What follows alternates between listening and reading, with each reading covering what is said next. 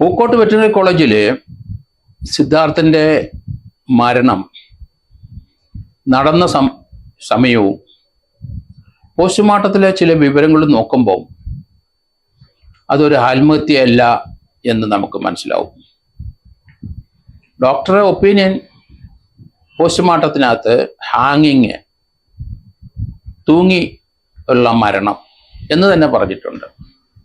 പക്ഷേ ആ പോസ്റ്റ്മോർട്ടം ചെയ്ത ഡോക്ടറെ അടുത്ത് സാധാരണഗതിയിൽ തൂങ്ങിയ കയറ്, മുണ്ട്, പ്ലാസ്റ്റിക് വയർ ഇവയെല്ലാം നമ്മൾ പോലീസ് കൊടുക്കും. ഇവിടെ പോസ്റ്റ്മോർട്ടം ചെയ്യുമ്പോൾ ഡോക്ടർക്ക് ആ സാധനം എത്തിച്ചില്ല, അത് കണ്ടിട്ടില്ല. ഡോക്ടർ ബോഡിയെ കണ്ട കാര്യങ്ങൾ മാത്രമേ പറഞ്ഞിട്ടുള്ളൂ. ആ ബോഡിയുടെ ഒപ്പം സാധാരണഗതിയിൽ തൂങ്ങാൻ ഉപയോഗിച്ച വസ്തു കൊണ്ടുപോയി കൊടുക്കും. തൂങ്ങി നിൽക്കുന്ന ഒരാളുടെ കഴുത്തിലെ ആ തൂക്കം കഴിവുള്ളിടത്തോളം ആ കെട്ട് രണ്ടും പോലീസ് ഡിസ്റ്റർബ് ചെയ്യാതെ തന്നെയാണ് അത് കട്ട് ചെയ്ത് കൊടുക്കുന്നത്. കഴുത്തിലെ ആ കെട്ട് ഒരിക്കലും പോലീസ് അഴിക്കില്ല. ഉത്തരത്തിലോ എവിടാണ് ഇത് മറ്റേ അറ്റം കെട്ടിയിരിക്കുന്നെങ്കിൽ ആ കെട്ടിൻ്റെ കെട്ട് അതേപടി നിലനിർത്തി അങ്ങനെ കട്ട് ചെയ്ത് എടുക്കും. പക്ഷെ ഇതൊന്നും പോസ്റ്റ്മോർട്ടം ചെയ്ത ഡോക്ടർ കണ്ടിട്ടില്ല. കൽപ്പറ്റയിലെ forensic science doctor Ajith Palekkara ഇതൊന്നും കാണാതെ അദ്ദേഹം കണ്ട സത്യമായ കാര്യങ്ങൾ അതേപടി പോസ്റ്റ്മോർട്ടത്തിൽ റെക്കോർഡ് ചെയ്തിരിക്കുന്നു. അദ്ദേഹം പോസ്റ്റ്മോർട്ടം നടത്തിയത് 19-ാം തീയതി ഉച്ചയ്ക്ക് 11:30-ക്കും 1:30-ക്കും ഇടയ്ക്ക് 2 മണിക്കൂർ എടുത്തു. ബോഡി അവിടെ അദ്ദേഹം കാണുമ്പോൾ കോൾഡ് സ്റ്റോറേജ് വെച്ചിരുന്നു. പക്ഷേ അദ്ദേഹം മൃതദേഹം നോക്കുമ്പോൾ റിഗർ മോർട്ടിസ്, മരവിപ്പ്, ബോഡി മുഴുവൻ നടന്നു കഴിഞ്ഞിരിക്കുന്നു. എന്ന് പറഞ്ഞാൽ 12-18 മണിക്കൂർ കഴിഞ്ഞിരിക്കുന്നു പോസ്റ്റ്മോർട്ടം ചെയ്തപ്പോൾ ആ ബോഡിയുടെ പ്രായം. നമ്മൾ ഇതുവരെ കേട്ടിരിക്കുന്ന കഥകൾ 18-ാം തീയതി രാത്രിയിൽ അദ്ദേഹം തൂങ്ങി, സിദ്ധാർത്ഥ് തൂങ്ങി നിന്നു. കെട്ടഴിച്ച പ്രതികൾ തന്നെയാണ്, ഡീനും കൂടെ ചേർന്നിട്ടാണ് എന്ന് പറയുന്നെങ്കിലും അത് വിശ്വസിക്കാൻ കഴിയില്ല. കഴുത്തിൻ്റെ പിന്നിൽ ഒരു മുറിവുണ്ട്, അത് തലയോട്ടിയോളം ഡീപ്പാണ്. അങ്ങനെയുള്ള ഒരു മുറിവ് ഉള്ള ഒരാൾക്ക് സാധാരണഗതിയിലെ ബോധം മറ്റ് കിടക്കും. ആ അവസ്ഥയിൽ ഈ കുട്ടി സിദ്ധാർത്ഥ് എത്ര നേരം കിടന്നു എന്ന് നമുക്കറിയില്ല. അത് ഡോക്ടറെ കണ്ട് ചോദിക്കണം. കഴുത്തിലെ പിന്നിലെ ആ മുറിവ് അത് തലയോട്ടിയോളം താന്നിട്ടുണ്ട്. അത് എങ്ങനെ സംഭവിച്ചു? അത് എന്തു കൊണ്ടാണ് ആ മുറിവ് ഉണ്ടാക്കിയത്? അതിനൊരു ബ്ലൂയിഷ് കളറുണ്ട്, നീല നിറത്തിലുള്ള ഒരു കളറുണ്ട് ആ മുറിവിന്. കഴുത്തിൻ്റെ പിന്നിലാണ്, തലയോട്ടിയോട് ചേർന്നാണ്. അങ്ങനെ നമുക്കൊരു അടി കിട്ടിയാൽ നമ്മൾ തറയെ വീണ ബോധം കെട്ട് കിടക്കും. ഇത് ഏത് ആയുധം കൊണ്ടുണ്ടാക്കി? അത് തൂങ്ങി എന്ന് പറയുന്നത് സിദ്ധാർത്ഥ് ഒരു ജഡ്ഡിയിലാണ് നിൽക്കുന്നതായിട്ടാണ് മനസ്സിലാക്കുന്നത്.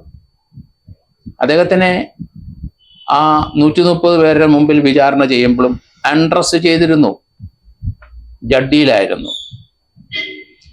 അത് 16-ഉം 17-ഉം ആണ്.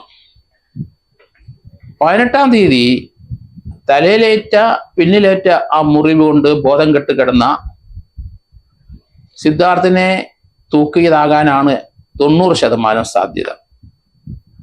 സിദ്ധാർത്ഥൻ തൂങ്ങി നിൽക്കുന്ന ബാത്റൂം വളരെ ചെറിയൊരു ബാത്റൂമാണ്. പക്ഷേ ജഡ്ഡിയിൽ തൂങ്ങി നിൽക്കുന്ന സിദ്ധാർത്ഥ് കാല് നിറത്ത് ടച്ച് ചെയ്താണ് നിൽക്കുന്നത്. അങ്ങനെ ഒരാൾക്ക് സൂയിസൈഡിൻ്റെ തൂക്കത്തിൻ്റെ സിംറ്റം കാണിക്കില്ല.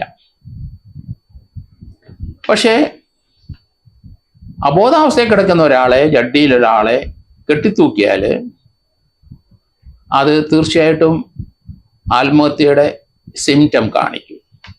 ഒരാൾ തൂക്കിയിടുകയോ ഒരാളെ കഴുത്തിൻ്റെ പിന്നിൽ കയറിട്ടോ മറ്റേതെങ്കിലും ഇട്ട് മുറുക്കുകയോ ചെയ്താൽ തീർച്ചയായിട്ടും അദ്ദേഹത്തിന് പെട്ടെന്ന് മരണം ഉണ്ടാവും. സലൈവ വായിൽ നിന്ന് പുറത്തേക്ക് ചാടും. അത് ശരീരത്തിൽ അല്ലെങ്കിൽ ഷർട്ടിൽ അല്ലെങ്കിൽ അദ്ദേഹം ധരിച്ച വസ്ത്രത്തിൽ അത് വീണിട്ടുണ്ടാവും. ഇവിടെ ജഡ്ഡിയിൽ നിൽക്കുന്ന ഒരാൾ തീർച്ചയായിട്ടും അദ്ദേഹത്തിന് കഴുത്ത് ഞെരിച്ചു വന്നാലും കെട്ടിത്തൂക്കിയാലും അദ്ദേഹത്തിൻ്റെ നാക്ക് പുറത്തോട്ട് തള്ളും. സലൈവ, ഉമിനീര് കെട്ടിന് ഏത് സൈഡിലാണ് കെട്ടെങ്കിൽ അതിന് ഓപ്പോസിറ്റ് സൈഡിൽ കഴുത്തിൻ്റെ വായിൽ നിന്ന് താഴോട്ട് ഇത് സലൈവ ട്രിപ്പ് ചെയ്ത് വരും. അങ്ങനെ മുഖത്തിൽ കൂടെ വീഴുന്ന ആ സലൈവ അവരുടെ ദേഹത്താകാം, ഏതെങ്കിലും ഷർട്ടോ ബനിയനോ ഇട്ടിട്ടുണ്ടെങ്കിൽ അതേ വീഴാം. അത് സാധാരണഗതിയിൽ എല്ലാ സൂയിസൈഡും ആത്മഹത്യയിലും കാണുന്നതാണ്. പക്ഷേ ഇതേ രീതിയിൽ തന്നെയായിരിക്കും അബോധാവസ്ഥയിൽ കിടക്കുന്ന ഒരാളെ തൂക്കിയാലും ഈ സിംറ്റം എല്ലാം കാണിക്കും. തൂങ്ങി നിൽക്കുന്ന കൊച്ചു മുറിയിൽ മറ്റ് സ്റ്റൂളോ ഒന്നും കയറി നിൽക്കാനില്ല. അത്ര ഉയരത്തിൽ ആണ് കഴുത്തിൽ കുരുക്കിയ ആ തുണി കെട്ടിയിരിക്കുന്നതെന്ന് മനസ്സിലാകുന്നു. അവിടെ കെട്ടണമെന്നെങ്കിൽ അവിടെ കയറി നിന്ന് കെട്ടണം, അല്ലെന്നെങ്കിൽ സ്റ്റൂളോ എന്തെങ്കിലും ഇട്ടിട്ട് കെട്ടണം, അല്ലെങ്കിൽ അബോധാവസ്ഥ കിടക്കുന്ന ആളെ അവിടെ മറ്റുള്ളവരുടെ സഹായത്തിൽ ഉയർത്തി നിർത്തി കെട്ടണം. പക്ഷേ കാലിപ്പം നിലത്തൂന്നിയാണ് നിൽക്കുന്നത്. ഉപ്പൂറ്റിയല്ല, ടോ ഭാഗം നിലത്ത് ഊന്നി നിൽക്കുന്നതായിട്ടാണ് ഇപ്പം മനസ്സിലാകുന്നത്. മരവിപ്പ് ഏകദേശം പൂർണ്ണമായി ഡെഡ് ബോഡി നോക്കിയ പോസ്റ്റ്മോർട്ടം ചെയ്ത ഡോക്ടർക്ക് മനസ്സിലായി 12 മുതൽ 18 മണിക്കൂർ മുമ്പ് മരിച്ചിരിക്കുന്നു. കാരണം പോസ്റ്റ്മോർട്ടം ചെയ്തത് ഉച്ചയ്ക്ക് 1:30 മണി, അല്ലെങ്കിൽ 11:30ക്കും 1:30ക്കും ഇടയ്ക്ക്. അപ്പം 24 മണിക്കൂർ മുമ്പ് പോസ്റ്റ്മോർട്ടം ചെയ്ത് 18-ാം തീയതി പകലും മരിച്ചിരിക്കും. പക്ഷെ രാത്രിയിലാണ് ഇവർ കണ്ടതെന്ന് പറയുന്നു. ആ പകല് 18-ാം തീയതി എത്ര മണിക്കാണ് ഇയാളെ നഗ്നനായിട്ട് മർദ്ദിച്ചുകൊണ്ടിരുന്നത്, ആ സമയം ഫിക്സ് ചെയ്യണം പോലീസ്. വ്യത്യസ്തമായി അന്വേഷണം നടത്തണം. അവരുടെ അവിടുത്തെ ഡീനിൻ്റെയോ സസ്പെൻഡ് ചെയ്ത ഡീനിൻ്റെയോ വാർഡൻ്റെയോ അവരോട് താല്പര്യം ആൾക്കാരുടെ മൊഴിയുടെ അടിസ്ഥാനത്തിലല്ല കേസ് പോകേണ്ടത്. പോസ്റ്റ്മോർട്ടം ചെയ്ത ഡോക്ടർ കണ്ടെത്തിയ ആ പോസ്റ്റ്മോർട്ടം റിപ്പോർട്ടിന്റെ അടിസ്ഥാനത്തിൽ വേണം അന്വേഷണം മുന്നോട്ട് കൊണ്ടുപോകാൻ. അങ്ങനെ ഒരു അന്വേഷണം ഈ കേസിൽ നടത്തിയിട്ടില്ല എന്നാണ് ഞാൻ മനസ്സിലാക്കുന്നത്. അതുകൊണ്ടാണ് തുടക്കത്തിലെ പറയുന്നത് അന്വേഷണം പാളിയിരിക്കുന്നു.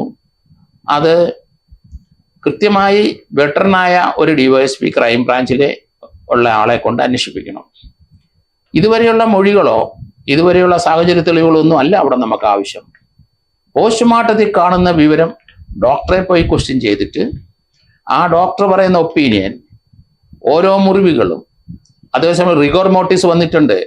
പോസ്റ്റ്മോർട്ടം സ്റ്റെയിനിങ് വളരെ കൗതുകം ഉണർത്തുന്നു എനിക്ക്. കഴുത്തിൻ്റെ പിന്നിൽ മാത്രമേ പോസ്റ്റ്മോർട്ടം സ്റ്റെയിനിങ് കാണുന്നുള്ളൂ. അത് എങ്ങനെ ഉണ്ടായി എന്ന് കാരണം ആ പിന്നിലുള്ള മുറിവ്, ആ മുറിവ് ഒരു തരത്തിലും ഒരാൾക്ക് പിന്നീട് ആത്മഹത്യ ചെയ്യാനായിട്ട് കഴിയില്ല എന്നാണ് എനിക്ക് തോന്നുന്നത്. അതുകൊണ്ട് അത് അന്വേഷണ ഉദ്യോഗസ്ഥനെ മാറ്റി വെറ്ററനായ ഒരു ഉദ്യോഗസ്ഥൻ വേണം ഇത് അന്വേഷിക്കാൻ. സിദ്ധാർത്ഥന്റെ കുടുംബത്തിനും നീതി കിട്ടണം. പോസ്റ്റ്മോർട്ടം ചെയ്ത ഡോക്ടറെ വിശദമായി ചോദ്യം ചെയ്യണം, ഡീറ്റെയിൽ ആയിട്ട് ചോദ്യം ചെയ്യണം. അദ്ദേഹം കണ്ടെത്തിയ സയന്റിഫിക്കായ ചില നിരീക്ഷണങ്ങളുണ്ട്. വയറ്റിനകത്ത് ബ്രൗണിഷ് കളർ ലിക്വിഡ് ഉണ്ട്, ചില കറുത്ത പാർട്ടിക്കിൾ അതിനകത്തുണ്ട്. അത് ബ്ലഡ് ക്ലോട്ട് ചെയ്തതാണോ, വേറെന്തെങ്കിലും കഴിപ്പിച്ചതാണോ, അത് ഏതെങ്കിലും വിഷാംശം കലർന്ന സാധനം ഉള്ളി കൊടുത്തോ അറിയണം. അത് തീർച്ചയായിട്ടും കെമിക്കൽ എക്സാമിനർ ലാബറട്ടറി റിസൾട്ട് വരുമ്പോഴേ അത് നമുക്ക് ലഭിക്കുകയുള്ളൂ. പക്ഷേ മൂത്രസഞ്ചിയിൽ മൂത്രം ഒരു തുള്ളി പോലും ഇല്ല. ആ കുട്ടിയെ പട്ടിണി കിട്ടും, വെള്ളം കൊടുക്കാതെയും. ഈ മുറിവേറ്റ ആൾ അവശനായി വീണിട്ടുണ്ടാവും. ഏതായാലും മർദ്ദിക്കുന്ന സമയത്ത് ജഡ്ഡി മാത്രമേ ഉള്ളൂ, തൂങ്ങി നിൽക്കുന്ന സമയത്തും ജഡ്ഡി മാത്രമേ ഉള്ളൂ. പക്ഷെ കാല് തറയിൽ ഊന്നി എന്നാണ് മനസ്സിലാക്കുന്നത്. അതുകൊണ്ട് കഥ ഇതൊന്നുമല്ല, ഈ രീതിയിലൊന്നും അല്ല ആ കേസിന്റെ സംഭവം എന്ന് പോസ്റ്റ്മോർട്ടം റിപ്പോർട്ട് പറയുന്നുണ്ട്. അത് മനസ്സിലാക്കാൻ കഴിവുള്ള നല്ലൊരു പോലീസ് ഉദ്യോഗസ്ഥന് മാത്രമേ അന്വേഷണം കൃത്യമായിട്ട് മുന്നോട്ട് കൊണ്ടുപോകാൻ കഴിയുള്ളൂ. സത്യസന്ധമായ ഒരു അന്വേഷണം നടക്കണം ഇതിനകത്ത്. അതുകൊണ്ട് ഗവൺമെന്റ് ശ്രദ്ധിക്കണം, ആഭ്യന്തര വകുപ്പ് ശ്രദ്ധിക്കണം. ഈ കേസിന്റെ അന്വേഷണം എത്രയും പെട്ടെന്ന് അവിടെ നിന്ന് മാറ്റി ക്രൈംബ്രാഞ്ചിനെ ഏൽപ്പിക്കണം. ഇതിനകത്ത് രാഷ്ട്രീയം നമ്മൾ നോക്കരുത്. ഇതിനകത്ത് SFI കുട്ടികൾ ആ ക്യാമ്പസിനകത്ത് വിചാരണ നടത്തി. അതിനു മുമ്പ് 2019-ലും 2021-ലും അവിടെ പലരെ ഇതുപോലെ വിചാരണ ചെയ്തിട്ടുണ്ട്. ഇതൊക്കെ ഇങ്ങനെയുള്ള അധികാരം വിനിയോഗിച്ചുകൊണ്ടിരിക്കുന്ന ഒരു SFI നേതൃത്വമാണ് ഇവിടെ ഉള്ളത്. എല്ലാ കോളേജുകളിലും ഇതേ രീതിയിലുള്ള പീഡനങ്ങൾ ആവർത്തിച്ചുകൊണ്ടേയിരിക്കുന്നു. അതുകൊണ്ട് ഇതോടെ നിർത്തണം. കോളേജ് രാഷ്ട്രീയം പാടില്ല എന്ന് ഞാൻ പറയുന്നതിന്റെ കാരണം അതാണ്. കേരളത്തിലെ എല്ലാ കോളേജുകളും നോക്കിക്കോളൂ, ഇതുപോലെയുള്ള വിചാരണ നടക്കാൻ ആരാണ് ഇവർക്ക്? താലിബാൻ മോഡൽ വിചാരണ ചെയ്യാൻ ആർക്കാണ് ഇവർ അധികാരം കൊടുക്കുന്നത്? ഇവർക്ക് എവിടുന്ന് കിട്ടിയ അധികാരം? ഏത് രാഷ്ട്രീയ പാർട്ടിയാണ് ഇവർക്ക് ഇതുപോലെ വിചാരണ ചെയ്യാൻ അധികാരം കൊടുക്കുന്നത്? അത് നിയമവിരുദ്ധമായ കാര്യങ്ങളാണ്. കേരളത്തിലെ കോളേജുകളിലും സ്കൂളിലൊക്കെ ഇതുപോലെ നടത്തിയ വിചാരണകൾക്ക് ഇനിയെങ്കിലും FIR എടുക്കണം. അന്നത്തെ നേതാവ് ഇന്ന് ഏത് പൊസിഷൻ ആയാലും ശരി, കോളേജ് വിട്ട് പോയാലും ശരി, അന്ന് പരിക്കേറ്റവര്, അന്ന് പീഡിപ്പിച്ചവര് ഇന്ന് മൊഴി കൊടുക്കണം. ക്രിമിനൽ കേസ് എത്ര വർഷം കഴിഞ്ഞാലും കേസ് നിലനിൽക്കും. അതുകൊണ്ട് കേരളത്തിലെ മുഴുവൻ കോളേജുകളിലും ധാരാളം കോളേജുകള് ഈ SFIയുടെ കൺട്രോളിലാണ്. അവിടെയൊക്കെ താലിബാൻ മോഡൽ വിചാരണ നടന്നിരിക്കുന്നു. ധാരാളം കുട്ടികൾക്ക് പരിക്കേറ്റിട്ടുണ്ട്, ധാരാളം കുട്ടികളെ പീഡിപ്പിച്ചിട്ടുണ്ട്. അവര് ഭയന്ന് മരണം പേടിച്ച് അതുങ്ങൾ മിണ്ടാതിരിക്കുന്നതാണ്. ഇപ്പം തന്നെ അല്പസ്വല്പമൊക്കെ വെളിയിലോട്ട് വന്നുകൊണ്ടിരിക്കുന്നു. ഏതായാലും സിദ്ധാർത്ഥനുണ്ടായ അനുഭവം കേരളത്തിലെ പല കുട്ടികൾക്കും ഉണ്ടായിട്ടുണ്ട്. ആ വെറ്ററിനറി സർവകലാശാലയിൽ തന്നെ അവിടുത്തെ അധ്യാപക സംഘടനയും അവിടുത്തെ സ്റ്റാഫിന്റെ സംഘടനകളും എല്ലാം ഇതിന് കൂട്ടു നിൽക്കുന്നവരാണ്. അവരെ ഒന്നടങ്കം പ്രതിയാക്കണം ഈ കേസിനകത്ത്. ഇതിനകത്ത് ഒരു 306 അബറ്റ്മെന്റ് കമ്മീഷൻ സൂസൈഡ് അല്ല, ഇതൊരു മർഡർ തന്നെയാണ്. അതിലേക്ക് കാര്യങ്ങൾ എത്തണം. ഇല്ലെങ്കിൽ അത് അന്വേഷിച്ച പോലീസ് ഉദ്യോഗസ്ഥന്മാരെ പ്രതിയാക്കേണ്ടി വരും. കാരണം ഇത് ഇവിടെ നിൽക്കില്ല ഈ കാര്യങ്ങളൊന്നും. അതുകൊണ്ട് കൃത്യമായി അന്വേഷിക്കുന്ന ഒരു പോലീസ് ഉദ്യോഗസ്ഥൻ തന്നെയായിരിക്കണം ഈ കേസിന്റെ അന്വേഷണം ഇനി ഏറ്റെടുക്കാൻ. എങ്കിൽ മാത്രമേ സിദ്ധാർത്ഥനോട് നീതി കാണിക്കാൻ പറ്റുള്ളൂ. ഒരു കുട്ടി അവർക്ക് നഷ്ടപ്പെട്ടു, ഒരു ജീവൻ നഷ്ടപ്പെട്ടു. പലരും ഭയത്തിൽ കഴിയുകയാണ് കേരളത്തിലെ കോളേജ് അന്തരീക്ഷത്തിലെ. അതുകൊണ്ട് നമ്മുടെ കുട്ടികളെ പഠിക്കാനാണ് നമ്മൾ അയക്കുന്നത്, രാഷ്ട്രീയം പഠിപ്പിക്കാനല്ല അയക്കുന്നത്. അത് മനസ്സിലാക്കണം.